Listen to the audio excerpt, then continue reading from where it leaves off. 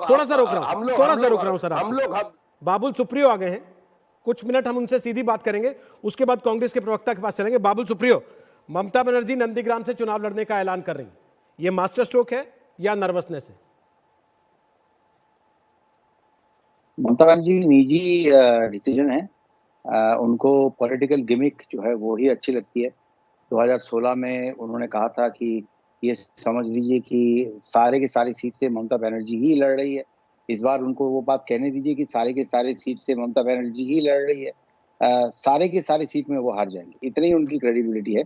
और मैं आपको पहले स्पष्ट कर देता हूँ, मैं कोई डिबेट में वो नहीं करूंगा। हमारे पार्टी के अच्छी स्पोक्स पर्सन समिता है, वो बात करेंगे। मैं अपनी बात रख के, मुझे प्लीज माफ कर दीजिएगा, मैं इतना कहना चाहता हूँ कि कोई डिबेट का जगह है नहीं। तृणमूल कांग्रेस जो है वो अपनी सारी क्रेडिबिलिटी जो है वो खो चुकी है।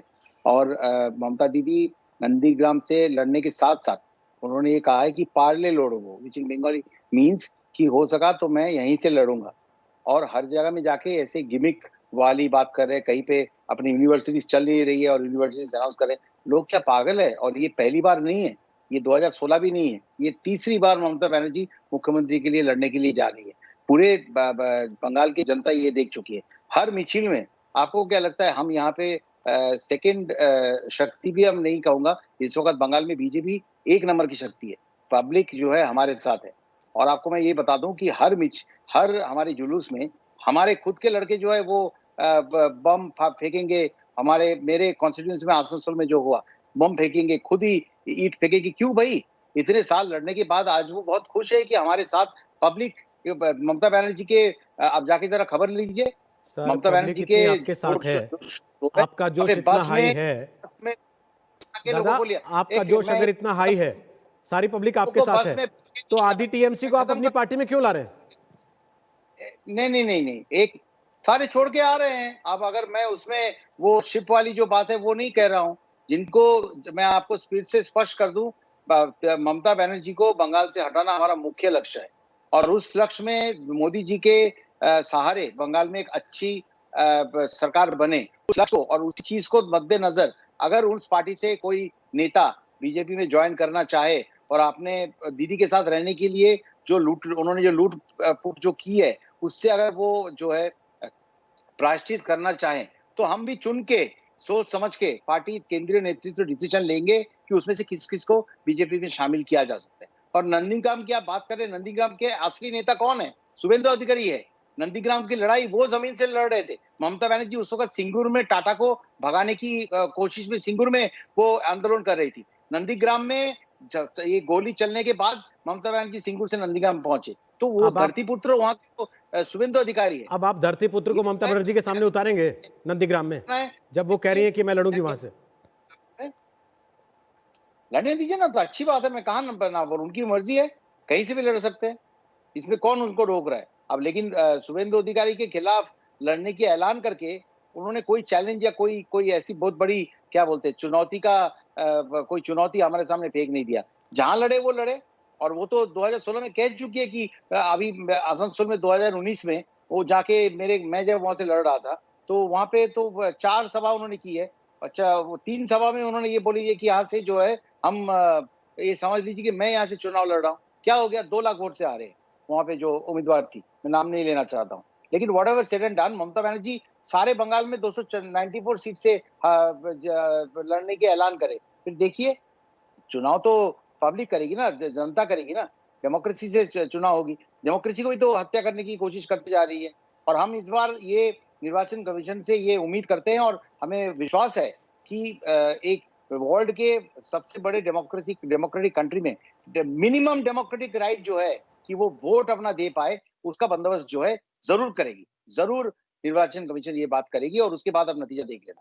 हमें कोई देखिए फर्क नहीं पड़ता ममता जी भवानीपुर से लड़े या नंदीग्राम से लड़े या और बाबुल 3 सीट से सुप्रियो, लड़े। ऐसे बहुत हिस्ट्री कहती है कि चीफ मिनिस्टर एस्पिरेंट्स जो है साउथ वो 2-2 सीट कोलकाता से से लड़ते हैं। जाके नंदीग्राम में लड़ना उस समय पर जब देश में किसान आंदोलन की हवा तेज है, ग्रामीण इलाके से चुनाव मैदान में उतरना, दूसरा उस शुभेंदु अधिकारी को अपने घर में रुकने के लिए मजबूर कर देना, जिनको आप अपना मास्टर स्ट्रेटजिस्ट बना के अपनी पार्टी में लाए हैं, उनके यहां से हाँ, थोड़ा तो परेशान करेंगे ना हाँ, आपको? किस चीज की परेशानी? आप वहां पे 2 बार की देखिए, ममता बनर्जी एक बहुत बड़ी हस्ती है, पॉलिटिकली बहुत ही क्या बोलते हैं, बहुत ही कौन सा वर्ड यूज़ करूँ, बहुत इंटेलिजेंट और मतलब खिलाड़ी हैं, हम्म। बहुत बहुत ही मजे हुए पॉलिटिशियन हैं, ये हम सब मानते हैं।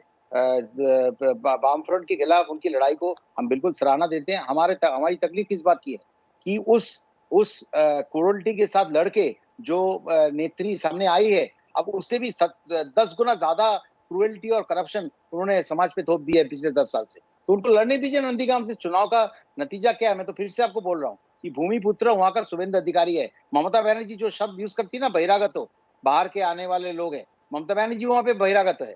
और ममता बनर्जी की सभा में जो भीड़ होती है, लोगों को डरा के धमका के बस में उनको लेके लाया जाता है। बीजेपी के बस में नड्डा जी, अमित जी की सभा में जाने के लिए मारामारी होती है। मैं आपको जमीनी हकीकत बता रहा हूँ कि बस में हमें जगह मिले ताकि वो कलकत्ता में आके या बीरभूम में जाके, बर्दवान में जाके हमारे शोज देखे। ये हकीकत है। आपको कोई इसमें जरा सा भी अगर आपको क्वेश्चन मार्क है, आप आपके रिपोर्टर्स जो है यहाँ पे ग्राउंड में जो है, उनको बोलिए जाके लोगों के साथ इंटरव्यू करे। अब तक ये आप सच्चाई का सामना आपको अब हो तक जाएगा। वहां आप लोग जो रैलियां करते रहे, उसमें सारा निशाना आपका ममता के भतीजे पर रहता था। वो आपको फोर्स कर रही है कि आप उनको छोड़िए, मेरे पर नहीं, सीधे अटैक कीजिए। अब क्या कर पाएंगे आप लोग? नहीं, ऐसा ऐसा नहीं है। ऐसा नहीं है। ममता दीदी के पास क्या अटैक करें? ममता दीदी सारी चीज़ों में, जितने करप्शन है, जितने भी अन्याय है, जितना भी एंटी कॉन्स्टिट्यूशनल जो चीज़ें हैं, सब चीज़ों में डूबी हुई है। कौन-सी चीज़ को आप शिक्षा ले लीजिए, आप हेल्थ ले लीजिए, आप अम्फान के छोड़िए, अभी टीका जो है, मैंने पहले ही एक बार मज़ाक में लिखा था कि जो चावल चोर तृणमूल जो हो रहा है, वो कहीं टीका वैक्सीन चोर में बदल ना जाए, ममता दीदी को इस पे ख़्याल रखना चाहिए। एक तो झूठ बोल रही है कि वैक्सीन राज्य सरकार दे रही है, बिल्कुल नहीं। केंद्र उसे भेज रही है, लेकिन राज्य सरकार के जो कर्मी हैं, हेल्थ वर्कर्स हैं, उनके जरिए टीका लोगों तक पहुंचाने की बात होगी, पहुंचाया जाएगा।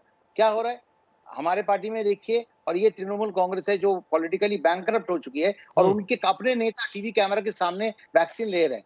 तो एक पॉलिटिकल पार्टी जब एकदम खत्म होने की कगार पे, ये मैं बिगिनिंग ऑफ द एंड नहीं बोलूंगा, ये एंड मतलब एंड होने से पहले का क्लाइमैक्स चल रहा है, और तब जब हो जाती है, तब जाके ये छवि आपको देखने को मिलती है कि इतने बेशर्मी से ये टीवी कैमरे के सामने वैक्सीन ले रहे हैं। तो ममता दीदी के खिलाफ हमको कहना क्या है? हाँ, ममता दीदी चप्पल पहनते रहे, लेकिन अपने भाईपों के घर पे सारा जो है सामान पहुंचता रहा, तो बिल्कुल हम अटैक करेंगे, पॉलिटिकल अटैक करेंगे। चाहे वो हर नेता जितने भी है, कांग्रेस है, सीपीएम है, मैं हूँ, दिलीप दा है, कोई भी है, हमको हजारों मानहानि के नोटिस भेजते रहे, कोई फर्क नहीं पड़ता है।